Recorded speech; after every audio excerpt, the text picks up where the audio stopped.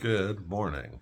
This is the next to last video from the trip my daughter Emily and I made to Ecuador in late 2024. We had a fantastic time, as you've already seen. This day in particular, it's just incredible. You'll see my summary at the end.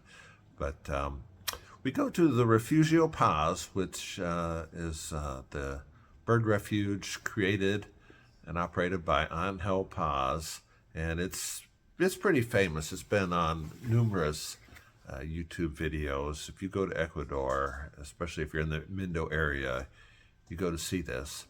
But I had actually been before, and on this kind of cleanup trip, I had not included that on the itinerary originally, but due to some transportation circumstances set up by the Bella Vista Lodge for us, the fella who was going to carry us to the airport was also a guide, and they proposed taking us to Refugio Paz.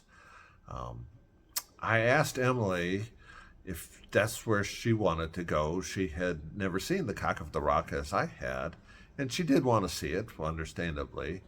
So, okay, I wanted her to see it too then, and we went. And boy, am I glad we did. What a day. So, here it is, Refugio Paz in all its glory.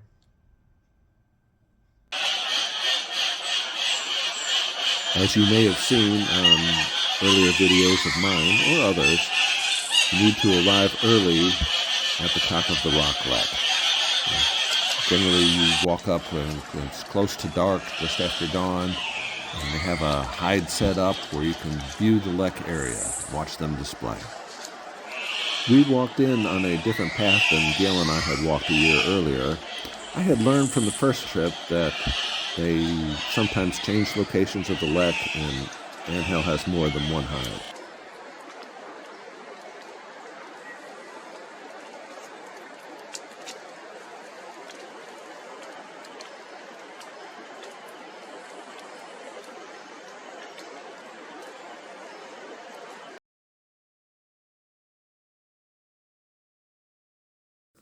During our time at the lek, we began to hear other calls, and we located a golden-headed Quetzal through the woods. Emily got a better picture than I did, of course. She told me I should have squatted down to get a better view. Soon after, another Quetzal flew in, this time a crested Quetzal, the kind we'd seen at Bella Vista in poor light. Once again, Emily got the best picture. After all the Cock of the Rock and Quetzals, it was time to go find Antpittas. We saw two giant Antpittas at this spot, and one at a spot with another Antpitta, so there were at least three floating around. On our way to the next Antpitta spot, the guide pointed out this common potu.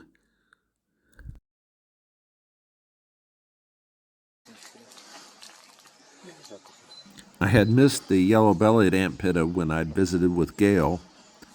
The way it's gathering up so many of the mealworms, I wondered if it had chicks nearby.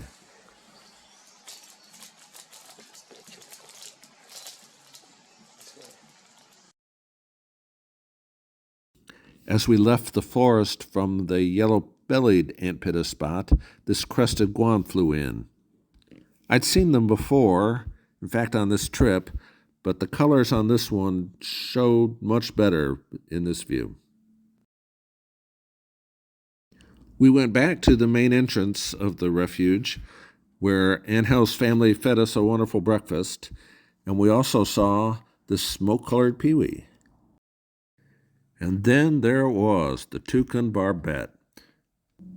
I'd missed this on the last trip with Gail, was afraid we were going to miss it again, but we got great views. I saw my lifer lesser violet ear on the feeders there, but couldn't catch it, while Emily did capture this nice purple-bibbed white tip on camera. I busied myself with this montane woodpecker while Emily and Angel's nephew went in search of another bird. And here's what they found, this black and white owl. I'd seen the same owl, I believe, when I was here with Gail, so I stayed out of the way. Back to searching for Antpittas. It was time for the mustached Antpitta. While we were watching the mustached Antpitta, this rufous-throated ant thrush came out. What a beautiful bird.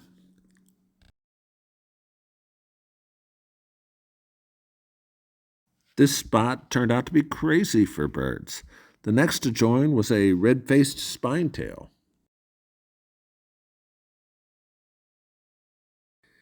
And another Antpitta joined the fray, an ochre-breasted Antpitta.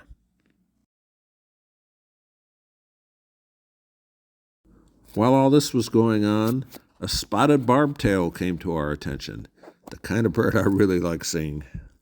He worked his way in and out of the tree bark, and both of us struggled to get good pictures of it, but we got some.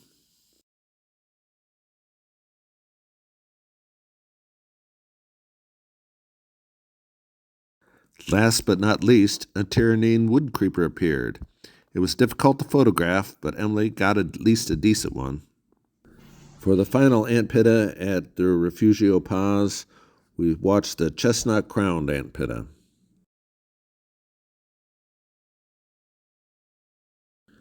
On the way to the exit, we searched the woods for other birds, found this palm tanager and a streak-necked flycatcher.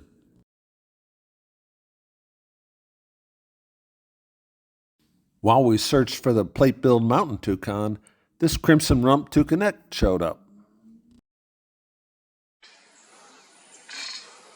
Finally, the guide was able to coax some toucans into view. The beautiful plate-billed mountain toucan. I was so happy Emily got to see these. They're great.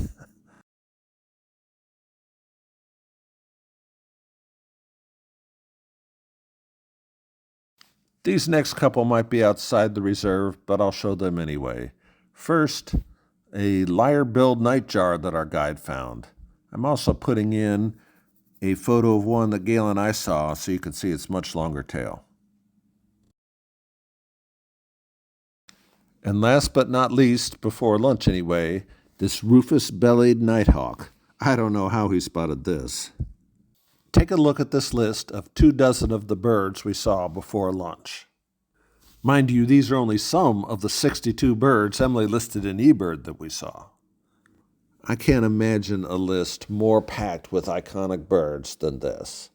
It was just crazy, crazy good. I have to acknowledge some special folks who made this trip so wonderful. First is Freddie Perez, who's an outstanding guide and did a great job. The Angel Paz family, not only is their reserve wonderful, but they all took great care of us, especially his nephew, who did a lot of the work, and the Bella Vista Cloud Forest Lodge, who set this whole part of the trip up. Thanks, one and all. I hope you enjoyed this morning at the Angel Paz Reserve, at least somewhat as much as we did. If you did, please click the like button. If you haven't subscribed, that's a great thing to do. I post every Monday in 2025. Thanks again. See you next week.